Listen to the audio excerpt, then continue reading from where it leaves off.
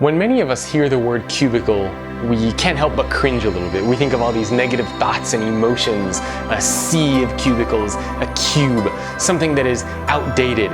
In fact, if you were to walk into an organization and you saw a sea of cubicles, oftentimes the first thing that pops into your mind is an organization that is far gone, that just doesn't get it. In fact, so many of our organizations around the world are trying to kill the cubicle and shift towards open offices or environments that have multiple different work styles. While these things are great, a lot of people don't actually realize the history of the cubicle and where it came from. It was something that was created in the 1960s by a man named Robert Propst, and it was actually known as the Action Office. And how cool is that?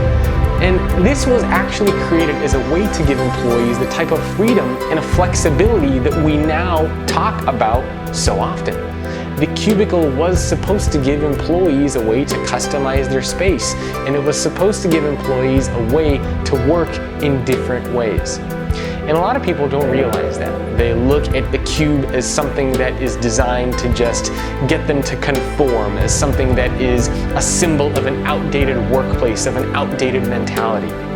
And while many of us look back at the cubicle as something that is unpleasant and something that is detrimental to how work gets done, I think we need to look back at the cube as something that has become a symbol of the modern day workforce, the modern day worker, and what it actually means to work.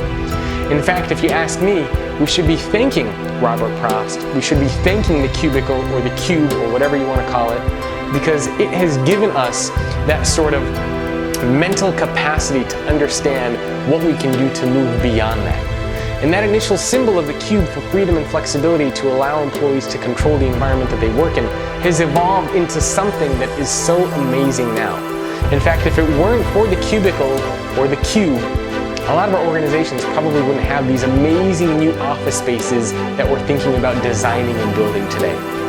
So as you think about your workplace design, as you think about the office, and as you think about the cube, don't get angry, say thank you to the cube, and then we can move on.